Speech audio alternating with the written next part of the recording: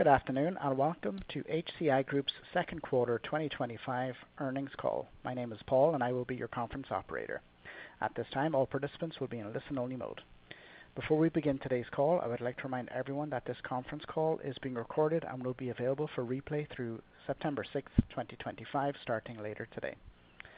The call is also being broadcast live via webcast and available via webcast replay until August 8, 2026 on the Investor Information section of HCI Group's website at www.hcigroup.com. I would now like to turn the call over to Bill Brummel, VP of Investor Relations. Bill, please proceed. Thank you and good afternoon. Welcome to HCI Group's second quarter 2025 earnings call. To access today's webcast, please visit the Investor Information section of our corporate website at www.hcigroup.com. Before we begin, I would like to take the opportunity to remind our listeners that today's presentation and responses to questions may contain forward-looking statements made pursuant to the Private Securities Litigation Reform Act of 1995. Words such as anticipate, estimate, expect, intend, plan, and project, and other similar words and expressions are intended to signify forward-looking statements. Forward-looking statements are not guarantees of future results and conditions, but rather are subject to various risks and uncertainties.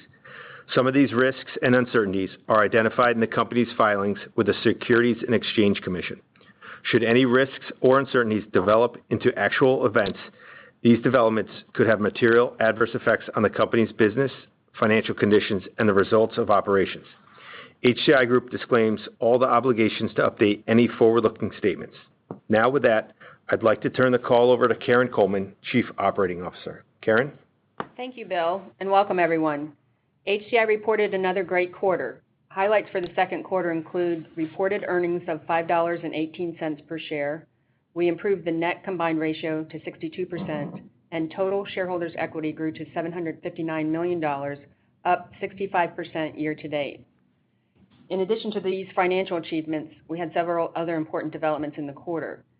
We reduced our debt-to-cap ratio to less than 10%. Homeowners Choice, TypTap Insurance Company, and Tailrow Reciprocal Exchange were each approved for depopulation from Citizens in October of this year. Also, HCI successfully placed its reinsurance program for the 2025-2026 treaty year. Our conservative reinsurance strategy ensures we are well protected for the year ahead. The technology developed at Exzeo continues to play an important role in HCI's success and is a real differentiator. For example, it has enabled HCI to identify favorable market shifts early. We detected improvements in Florida's underwriting environment ahead of many peers, and we executed on that opportunity. We've been able to scale rapidly without compromising underwriting discipline. HCI has grown in-force premium by more than $460 million to approximately $1.2 billion since the end of 2022. The technology has allowed HCI to select and retain the right customers, supporting a retention ratio of about 90%, and our gross loss ratio improved during that time to below 25%. Collectively, Exzeo's technology has delivered meaningful value to shareholders as reflected in the HCI's strong financial performance in recent quarters. Looking ahead, irrespective of market conditions, we're confident that our experienced team, combined with our technology, will continue to help identify and underwrite attractive policies that align with our risk and profitability standards. With this advantage, we believe HCI is well positioned to generate compelling returns on shareholder capital. Now I'll turn it over to Mark to provide more details on our financial results. Thanks, Karen. Pre-tax income for the quarter was just over $94 million, and diluted earnings per share were $5.18 compared to $4.24 in the second quarter last year. Year to date, pre-tax income is $195 million, and diluted earnings per share are $10.57. This significant continuing improvement is driven by higher premiums, a lower loss ratio, and lower operating expenses as a percentage of premiums. The gross loss ratio this quarter was 21.3%, up slightly from the first quarter this year, but more than 6 points lower than the second quarter last year, reflecting the continuing decline in claims frequency. We also continue to generate significant operational leverage as evidenced by the lower operating expenses as a percentage of revenue. When combined with lower loss ratios, the result is a combined ratio which was just under 62% for the second quarter. As we announced back in June, we completed our reinsurance program for the year. Because the effective date of the new program is June 1st, part of the impact shows up in the second quarter, but the full impact will be reflected in the third quarter. At that time, premiums ceded to reinsurance will be $106 million per quarter, just slightly higher than they were in the first and second quarters. Once the full effect of the new program is reflected, we expect the net combined ratio to be about 70%. Now let's look at the balance sheet, which continues to strengthen. In June, we redeemed the remaining balance of our 4.75% convertible notes, fully settling the $172 million obligation. As Karen mentioned, this brings the debt-to-cap ratio well under 10%, and interest expense going forward will now be a little less than $1 million per quarter, which is less than a third of what it had been. Due in part to this redemption, but also because of continued profitability, shareholder equity has grown by more than $300 million so far this year and is now well over $750 million. Book value per share has grown by more than $16 so far this year to $58.55 at the end of June. In terms of holding company liquidity, it's just over $250 million at the end of the second quarter, and there is now very little debt at the holding company level. To summarize, this was another fantastic quarter for the company. The company is growing, but even more importantly, all of our financial metrics continue to improve. The loss ratio continues to come down, the combined ratio continues to come down, and the balance sheet continues to get stronger. And with that, I'll hand it over to our president of Exzeo, Kevin Mitchell, to give us an update on Exzeo. Thanks, Mark. We remain excited about our momentum at Exzeo. As we have mentioned on our prior earnings call, we are moving forward with our plans to have Exzeo be a separate, publicly traded entity. After careful consideration of all of our options, we believe the best path is to pursue an initial public offering of Exzeo shares. Earlier this week, Exzeo confidentially submitted a draft registration statement on Form S-1 with the U.S. Securities and Exchange Commission relating to a proposed initial public offering of Exzeo's common stock. As a result, our CFO, Suela Bulku, and I won't be making statements on Exzeo's results in the near term.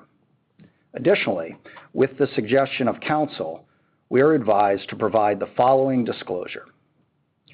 The size and price range of the proposed offering by Exzeo have not yet been determined. The initial public offering is expected to take place after the completion of the SEC review process, subject to market and other conditions. There is no assurance that the initial public offering will be completed. We note that this announcement regarding Exzeo is being made under SEC Rule 135 and does not constitute an offer to sell or the solicitation of an offer to buy securities. Furthermore, it does not constitute an offer, solicitation, or sale in any jurisdiction in which such offer, solicitation, or sale would be unlawful prior to registration or qualification under the securities laws of that jurisdiction. Now I want to turn the call over to Paresh. Thank you, Kevin. As Karen and Mark highlighted in their comments, HCI reported another quarter of strong financial results. Kevin's exciting comments on Exzeo reminded me of a time 18 years ago. Last week marked the 17th anniversary of HCI's IPO.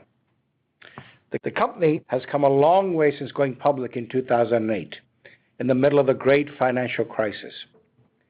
But over the past 18 years, our management team has always been guided by a central principle, building long-term shareholder value. And along the way, there's always been ups and downs, but what matters most is what you achieve, not where you begin. As an example, 18 years ago, you wouldn't have predicted that we would grow earnings 25 times or increase the share price by 20 times and increased the shareholders' equity over 30 times. I note that because our management team has a proven track record of delivering strong long-term returns for our shareholders, and we are all very committed to building on that success. Please join us as we embark on the next leg of our journey. Our best days are in front of us, and with that, I will turn it over for questions. Thank you, sir. At this time, we'll be conducting a question and answer session. If you have any questions or comments, please press star one on your phone at this time. We ask that while posing your question, you please pick up your handset if listening on speakerphone to provide optimum sound quality. Please hold while we poll for questions. The first question today is coming from Matt Carletti from Citizens Capital Markets. Matt, your line is live. Hey, thanks. Good afternoon. Hey, Matt. Paresh, maybe I'll start. I was hoping that you might be able to kind of update us on what you're seeing market condition-wise in Florida, competitive landscape and so forth. I'm going to give that question to Karen. Sure. Thanks, Paresh. The environment in Florida now is a healthy one, as you can see from our financial results. It's natural that it will attract capital and competition, but that's not new to us. We've been around for a long time and have succeeded in all kinds of markets. The more competitive market is already here. Look at the 2023 takeout process. That was somewhat competitive, and 2024 even more so. But even with that, we got more policies than we thought we would get. The attrition on those policies has been less than what we thought, and the loss ratio has been lower than we thought. So we believe we're well positioned in a competitive market. We have multiple underwriters that can pursue different strategies. We have a strong capital position, and as I mentioned earlier, we have the people and the technology to make the right decisions. Maybe, Karen, sticking with that, you mentioned in your prepared remarks about HCI and Tailrow being approved for an October depop. Can you just give us kind of your outlook for maybe what we should expect, as we progress through kind of the balance of the year in terms of any of the HCI entities, what appetite for depop might be or prospects for it? Sure. The three carriers I mentioned earlier, Homeowners Choice, TypTap, and Tailrow, each have been approved for 25,000 policies in October. And we'll leverage our technology as we've done in the past to identify those green houses that that we focus on. So there'll be some that we want, and we'll be able to select those given our underwriting criteria. Okay, great. And then one last one, if I could, and I appreciate, based on kind of Kevin's remarks, that you may not be able to answer this, and that's fine. But I was just curious. Obviously, a focus has been getting Exzeo out on its own, standalone, so it can really thrive. Just the decision for IPO versus spin. If there's anything you can comment on, and again, if you can't, totally understand. Hey, Matt, it's Mark. We can't, sort of in line with Kevin's comment, we can't really get too far into that. I mean, obviously, Exzeo is a great company. It's done great work for us. Karen talked about the effect on our operations. It's a tremendous asset for us. The way it's structured right now, sort of being tucked under HCI, it's not ideal for either evaluation purposes or competitive reasons. But we're very focused on that. We're really excited about it. We're excited about the future, but unfortunately, we just can't get into the details and pros and cons of one strategy over the other at this point. Completely understand and appreciate all the answers. Thank you. Thank you. The next question will be from Michael Phillips from Oppenheimer. Michael, your line is live. Yeah, hey, thanks. Good afternoon. On the Exzeo thing, this isn't really related to the IPO process, but just a random question. You've talked in the past couple of quarters, since you've started talking about this, of the benefits to Exzeo for being independent from Homeowners Choice. I guess I wanted to ask on the flip side to that, what do you think are the benefits to Homeowners Choice from being independent from Exzeo?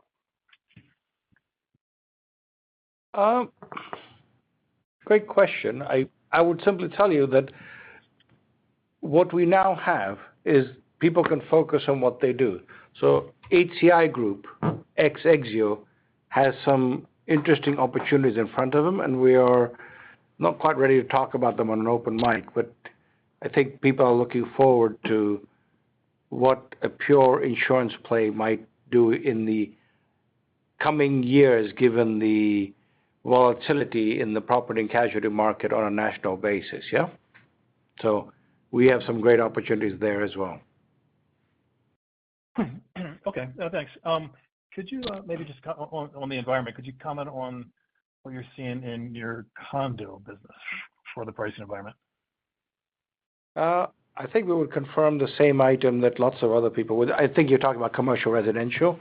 Yes, that market is very soft, continues to be soft, but it is that it, you know, as Karen mentioned, this is nothing new. I'm telling you, it's been this way for months, but we're fine with it, and we anticipate it, and it's a very small part of our business, and is not, you know, a significant issue to us. But I think it is. The whole market is soft. That's old news at this point. Yeah. Okay. And then just lastly, quick numbers just to confirm. Since 4Q's pretty sizable favorable reserve adjustment, you haven't done anything since then. Just confirming that. No changes. Okay. Okay. Great. Thanks, guys. Congrats. Thank you. The next question will be from Mark Hughes from Truist. Mark, your line is live. Yeah, thank you. Good afternoon. Mark, you commented in the past on weather being an influencer on the loss ratio. Was this an unusual quarter from a weather standpoint, or was this more normal? No, actually, just give you a little bit more color, Mark. If you go back to the second quarter of last year, compare that to the second quarter of this year, we have about 12.5% more policies now, and we actually had, I think, 40 or 50 fewer claims. But that's despite the fact that we actually had a little bit more weather in the second quarter of this year versus the second quarter last year. So we had, I think, about 100 more weather claims this quarter, but 150 fewer non-weather claims. So frequency's down significant. I don't think it's an aberration. We had more weather in Q2 than we had in Q1. We had more weather in Q2 than we had in last second quarter, but the loss ratio just continues to come down because the frequency is coming down. Very good. I think in the last call and in the Q, you gave some summary Exzeo financials, revenue, and pre-tax income. Is that going to be in the Q this time around? Are you able to share that on the call? Yeah, so we won't go through it on the call, but it'll be the same as it always is in the Q, Mark. It's disclosed in the segmented information, and it's been there for quite a while. It'll be there. You'll see it tomorrow. Okay. And then investment income was a little bit higher sequentially. Was there anything unusual there, or is that a good number on a go forward?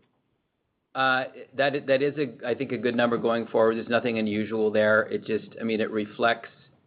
If you look at cash and invested balances at the end of Q2 compared to the start of the year, it's like $300 million higher because we generated $300 million of positive cash flow so far this year. So, cash is, I think, $950 million or something like that at the end of Q2. So it's really just that. To this point, rates have been fairly flat, but it's just the invested balances are up significantly. So, I think that's a pretty good number to project forward. Yeah. And then what was your comment on interest expense post these developments? Oh, just so we had a quarterly interest expense on the convertible notes, which was significant. And going forward, that's gone. So the only interest expense we'll have going forward is on the credit line and on real estate loans. And I think our projection there is about $950,000 per quarter, which is about a third of what it's been in the past. Yeah. How is the kind of the remaining policies that are available for takeout, how would you characterize the opportunity now versus a year, 2 years ago? The 25,000, I think, is a lower number, and maybe that reflects that, but you've got across all three subsidiaries, you're doing 25,000. So I'm just curious how you would characterize the potential this time around. Yeah, Mark, so about the 25,000 picks per carrier, it just seems, they're all financially healthy enough that they can, aspire to those numbers, right? What they will do in practice is what Karen said, is how many greenhouses can they find that makes sense for us to take, right? To your bigger question, the ratio of red houses to greenhouses has obviously dramatically shifted, right? Because if you recall things from the past, we had said there's about 500,000 policies that should remain in Citizens. So as you approach that number, the book gets a lot more redder than green, if you like, yeah? And that's occurring, but that's okay. We know what we're doing, and that's what Karen was alluding to as to how the software runs. Understood. On the gross premiums written, the TIP-TAP was a nice jump this quarter, 40%. Homeowner's Choice up 18%. Was there any? Could you characterize how much of that was that kind of continuing takeout or renewal on takeout revenue? Is that just kind of a timing issue? Was there much or any voluntary in that those numbers? Not a lot of voluntary in there. No, it's largely it's the renewal of the existing book, renewal of the takeouts that we did, obviously. And the only thing you have to just be a little bit careful of when you're comparing quarter over quarter is in the second quarter of last year, we had we did the core takeout, so gross written premium was a little bit higher in Q2 last year. But other than that, it's pretty comparative.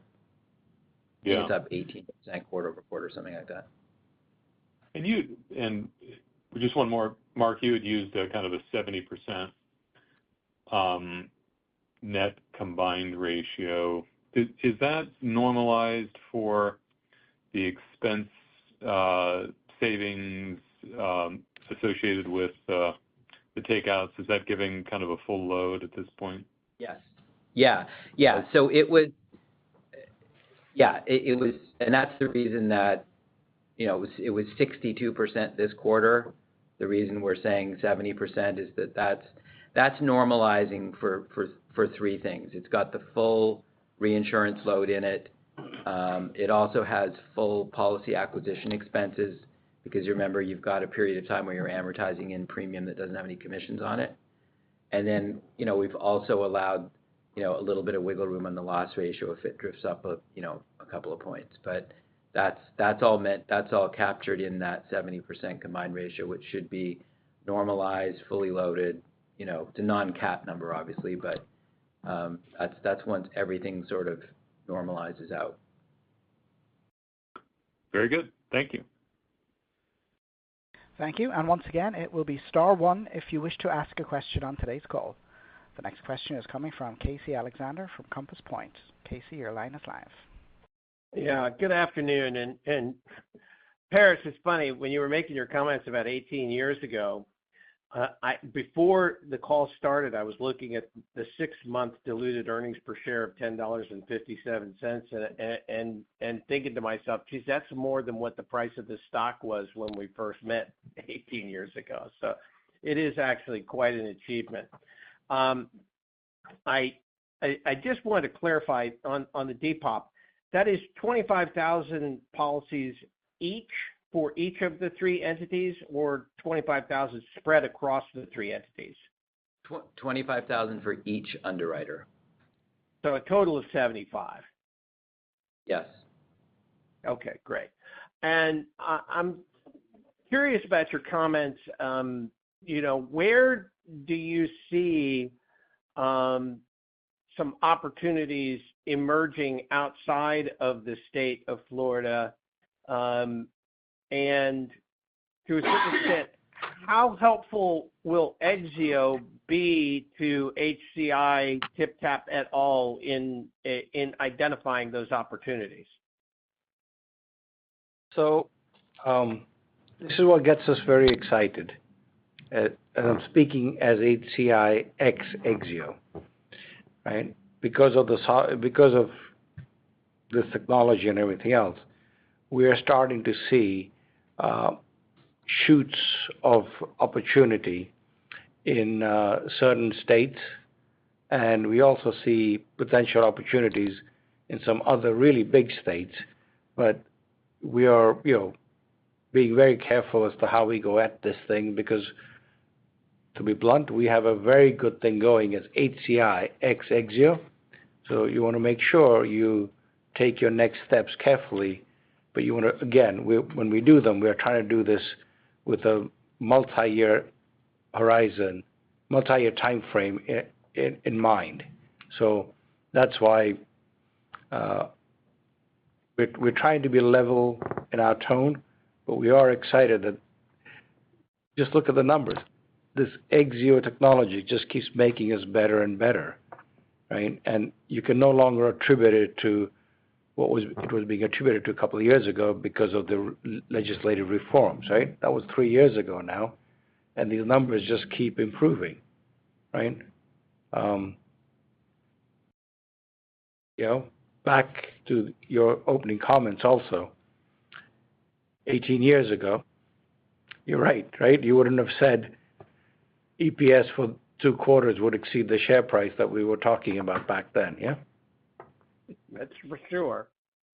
Mm-hmm. All right. Thanks for taking my questions, and congrats on a good quarter. Hey. Thank you. At this time, this does conclude our question and answer session. I would now like to turn the call back over to Paresh Patel, who has a few closing remarks. Thank you. On behalf of the entire management team, I would like to thank our shareholders, employees, agents, and most importantly, our policyholders for their continued support as we embark on the next phase of our growth. Stay tuned. Thank you. Thank you. At this time, this concludes our question and answer session, and this concludes today's call. You may now disconnect.